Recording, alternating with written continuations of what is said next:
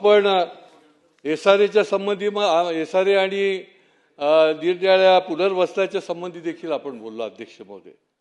एक तर एसआरएच्या जे कार्यालय आहे ठाण्याचं, ही जी टोळी बसलेली आहे ही त्या ठिकाणी गरिबांच्या करता काम करणारी आहे का बिल्डर करता काम करणारी आहे, हा खरा प्रश्न आहे अध्यक्ष महोदय. बिल्डर धार्जिणे आहे, बिल्डरला जे काही योग्य करायचं असेल ते त्यांना करण्याकरता मदत करणारी आहे की खऱ्या अर्थाने झोपडपट्टी वासियांना मदत करणारी आहे, हा मोठा प्रश्न आहे. या संबंध एसआरए ऑफिसची एसआरए कार्यालयामध्ये बसणाऱ्या अधिकाऱ्यांची चौकशी झाली पाहिजे अध्यक्ष महोदय. अशा प्रकारचा व्यवहार निरनिराळ्या प्रकारचे जे एसआरएचे प्रकल्प चालू आहेत ठाण्यामध्ये, माझ्याकडे तर मी आठवड्याला 4 दिवस बसलेला असतो, अनेक प्रकारचे लोक माझ्याकडे येतात. मला माहिती आहे की कुठल्या कुठल्या एसआरए प्रकल्पामध्ये कशा पद्धतीने भाडी नाही, 10-10 महिने भाडी नाही, घरं सोडून जायचं, भाडं नाही आणि वणवण फिरायचं.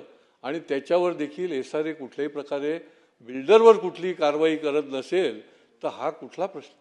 हा प्रशासनाचा दोष आहे अध्यक्ष महोदय.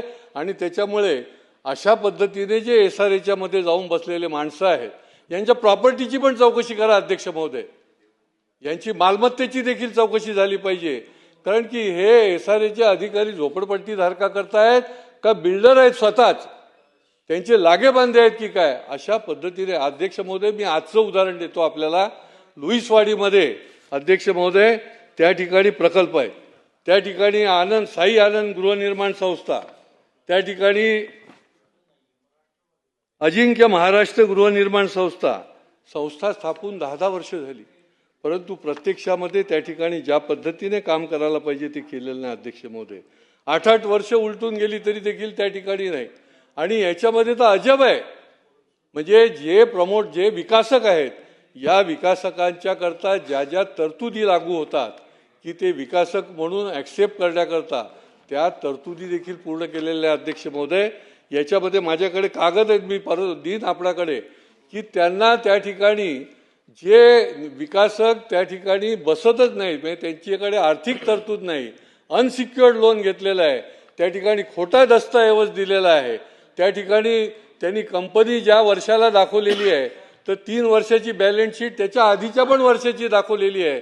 एसआरएला दिसत नाही, एसआरएचे जे अधिकारी आहेत त्यांना कळत नाही.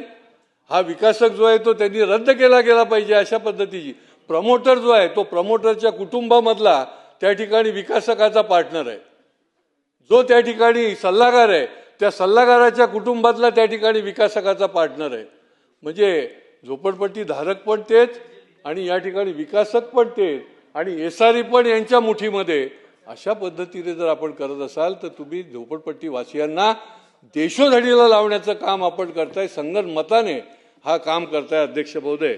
आणि त्याच्यामुळे एसआरएचे असोत अनेक प्रकल्प जे आहेत ते रखडले, त्याची पण श्वेतपत्रिका काढायला पाहिजे अध्यक्ष महोदय. तेव्हा आपल्याला कळेल की एसआरएचे अधिकारी या ठाण्यामधले काय करतायत. अध्यक्ष महोदय, जे सीईओ आहेत ते तर पार्ट टाइम आहेत, ते महापालिकेमध्ये पण आहेत, अतिरिक्त आयुक्त तिकडे पण आहेत. हे कुठला प्रकार आहे?